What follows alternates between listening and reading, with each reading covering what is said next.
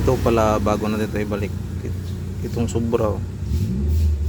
Kaya yung sobra na yan sa gilid, bawasan natin yan para hindi ma-stuck yung piston ng caliper.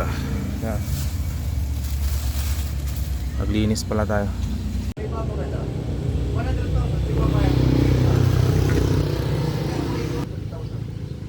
Ito pala, oh. Nalinisan na natin yung caliper. Kailangan pala ito tanggalin dito.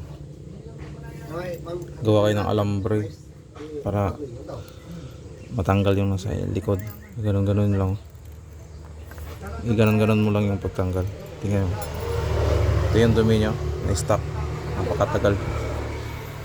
Ganito maglinis ng caliper. Yan, maya-maya simulan natin.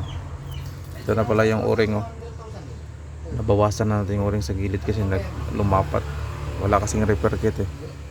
Kaya ibalik lang natin. Ngayon pala magbabalik na tayo ng piston. Ito pala na yung caliper.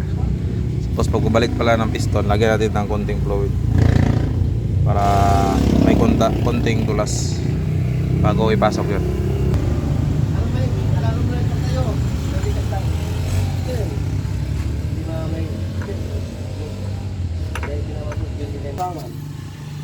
Ito na pala, nalagay natin yung piston. Ibalik na natin ngayon. Kakabit na natin sa motor. Ito na pala yung caliper na ginawa natin, oh. Hindi na siya nag-i-stuck. Yan, oh. Yan siya nag-i-stuck, oh. Yan, parino na siya agad.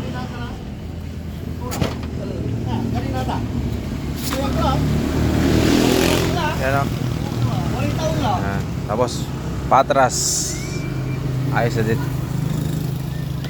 Kasi ang reklamo ng may-ari dati, kahit patras kumakagat. Yan, okay na. Ganoon lang ang diskarte. Lilinisan lang tong caliper. Yan, goods na. Deliver na. Nahapon na tayo kasi maraming sumingit na naman. You know?